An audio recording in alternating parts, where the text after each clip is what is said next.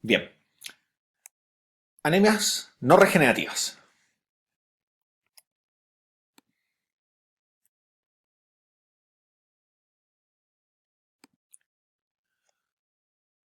La primera anemia no regenerativa que vamos a ver es la anemia por deficiencia de fierro.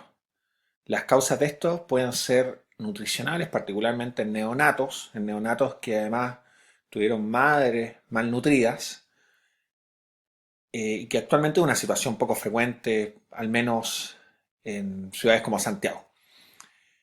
La hemorragia crónica, y esta es seguramente la causa más común de anemia por deficiencia de fierro.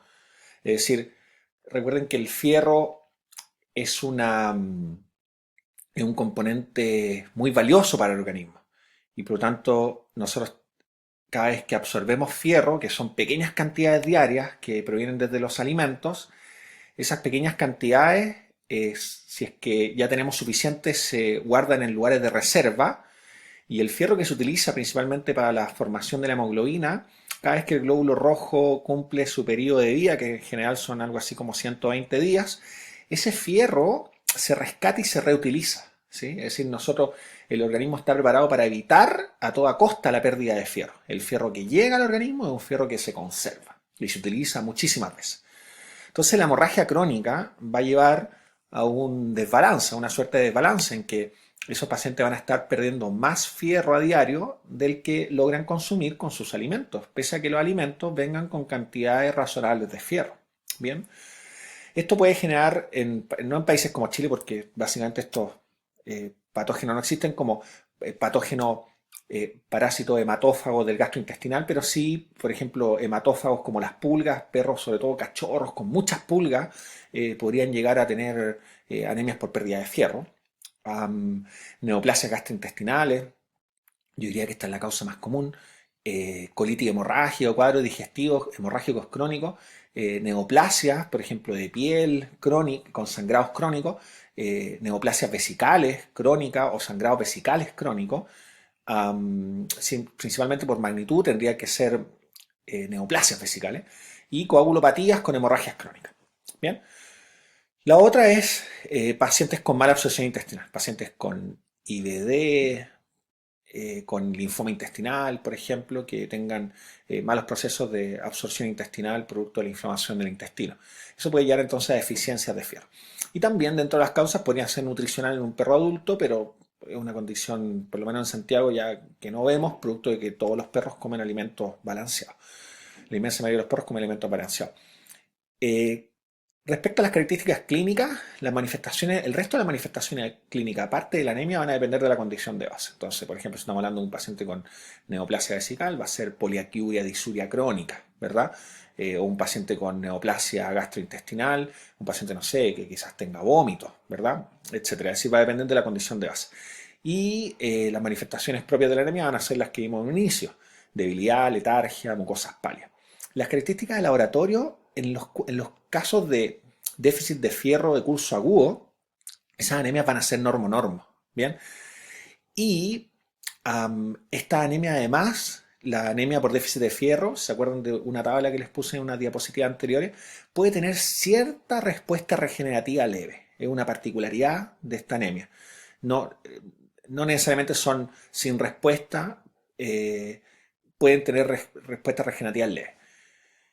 En la medida de que esta deficiencia de fierro persiste por semanas a meses, se puede transformar en una anemia con BCM bajo, es decir, una anemia microcítica, normocrómica.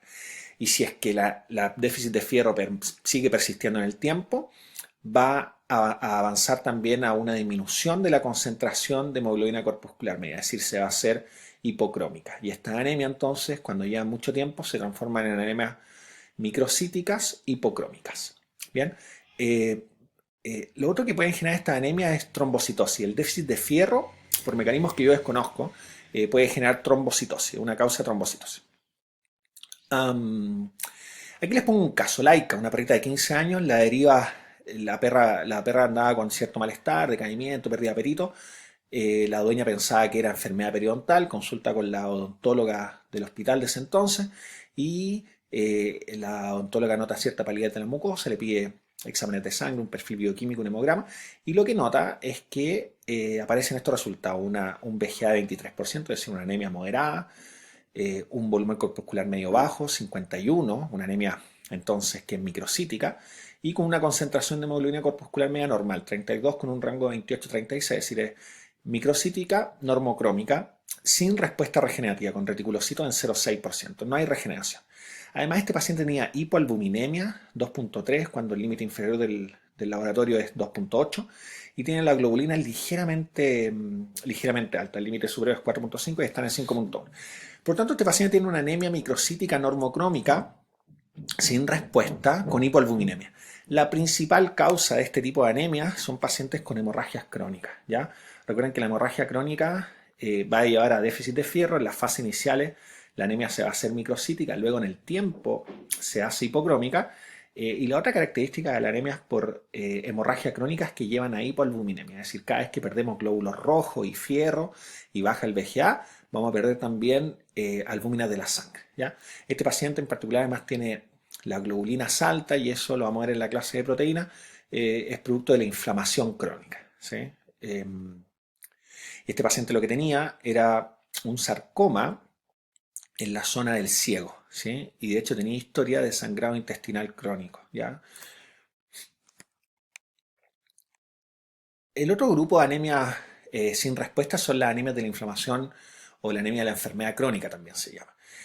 Aquí hay varios mecanismos. El primero de ellos es que hay un fenómeno paradójico de deficiencia de fierro, pero deficiencia de fierro funcional. Es decir, si esos pacientes no solo mismo la cantidad de fierro que tienen en su cuerpo, tienen buenas reservas de fierro, tienen grandes cantidades de fierro, solo que ese fierro no está disponible para ser utilizado y para generar glóbulos rojos, sino que está acumulado en los fagocitos. Bien. Las características de esta anemia es que en general son normo sin respuesta y pueden ser leve a moderada. Es decir, uno no va a ver una anemia de la inflamación o la enfermedad crónica con VGA menor de 10%. Ahí en realidad uno debería pensar en otras cosas. Y el mecanismo, esto se define como una adaptación inmunológica para limitar el acceso de fierro a los microbios. Es decir, frente a la inflamación crónica independiente del origen, no solamente por agentes infecciosos, el organismo limita la disponibilidad de fierro para la actividad metabólica de la enfermedad subyacente, pero también para el propio organismo, y eso termina desencadenando anemia. ¿Bien? Es como una respuesta, yo diría, maladaptativa. Es decir, vamos a morir los dos en este camino. Bien, el mediador en esta situación para bajar con el fierro es la epsidina. La epsidina es una molécula que sintetiza el hígado, la sintetiza el hepatocito. ¿Y qué es lo que hace la epsidina? La epsidina se une al ferroportín y el ferroportín es un transportador de fierro en el enterocito y el macrófago. Y el ferroportín, cuando la epsidina lo bloquea, la epsidina bloquea el ferroportín, evita que el enterocito saque fierro hacia la sangre y también evita que el macrófago saque el fierro hacia la sangre. Bien. Y ustedes dicen, bueno, ¿y por qué estas dos células son tan importantes? Bueno, el enterocito es fundamental porque es desde donde es importante que el fierro que el enterocito absorbe del intestino sea entregado a circulación. Y cuando la epsidina está alta, este fenómeno no ocurre. ¿Y por qué es importante el macrófago? Porque recuerden que el glóbulo rojo que envejece y que es eliminado a través de la acción de los macrófagos. Son los macrófagos del vaso y secundariamente del hígado los que toman este eritrocito envejecido, lo degradan de forma extravascular y luego ese fierro lo tienen que devolver a circulación para la formación de nuevos glóbulos rojos. Bueno, ¿y qué es lo que pasa cuando hay esta anemia de la inflamación o la enfermedad crónica?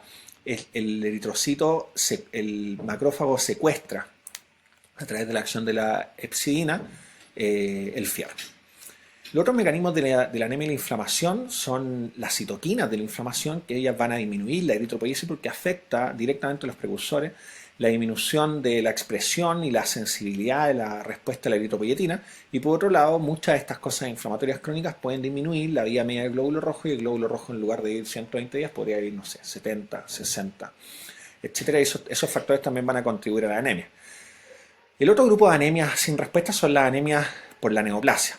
Esto también en general es una anemia normo sin respuesta. Recuerden que digo en general porque recuerden que el BCM y el CHCM no son una clave tan importante en estos casos. Hay pacientes que pueden tener variación en estos marcadores. Y También pueden haber otros tipos de anemia, entonces, es decir, no necesariamente normo-normo, según la condición que predomine en el contexto de esta anemia. ¿Por qué? Porque los mecanismos de la anemia y la neoplasia son múltiples. Por ejemplo, los pacientes con neoplasia pueden formar anticuerpos contra el glóbulo rojo y por tanto generar anemias hemolíticas inmunomediadas secundarias al cáncer, ¿sí? Particularmente los cánceres hematopoyéticos, son cánceres, por ejemplo, el linfoma, etcétera, asociados a este fenómeno. Los pacientes con neoplasias pueden tener hemorragias agudas o crónicas, pueden tener mieloptisis, es decir, pueden tener metástasis, la neoplasia, a la médula ósea, a la fábrica, y también pueden eventualmente, por ejemplo, generar lesiones renales y disminuir la producción de eritropoyetina. Es decir, la neoplasia por muchos mecanismos puede generar anemia, ¿ya? Y el otro mecanismo es que también la neoplasia es una condición inflamatoria crónica, por lo tanto también va a generar la anemia de la inflamación y esta situación con la epsidina. También los pacientes que tienen neoplasia muchas veces reciben quimioterápicos y los quimioterápicos son depresores de la actividad de la médula ósea, es decir, de la multiplicación celular. La médula ósea hay células de gran multiplicación celular y también muchos de estos pacientes pueden caer en estados de mala nutrición, muchas veces tienen hiporexia, anorexia y pueden tener estados carenciales y por lo tanto podrían tener deficiencia de vitamina del complejo B, ácido fólico, fierro, etc. Lo que le muestra en esta tabla es un estudio en que analiza la presencia de anticuerpos antieritrocitarios en pacientes con distintas condiciones. Y obviamente vemos que los pacientes con anemia hemolítica inmunomediadas primarias, una gran proporción de ellos, 22 de 27, tenían presencia de anticuerpos adheridos a su glóbulo rojo en grandes cantidades. Y tiene todo el sentido del mundo, ¿verdad? Porque es la condición, es el fenómeno como fisiopatológico subyacente, anticuerpos contra glóbulos rojos. Sin embargo, se observó que 586 pacientes con cáncer también tenían grandes cantidades fuera de lo normal, de anticuerpos adheridos a los glóbulos rojos. Bien, y por lo tanto, con esto doy cuenta que efectivamente el fenómeno autoinmune inducido por el cáncer podría ser siempre al menos uno de los factores asociados a la anemia del cáncer. La otra anemia es la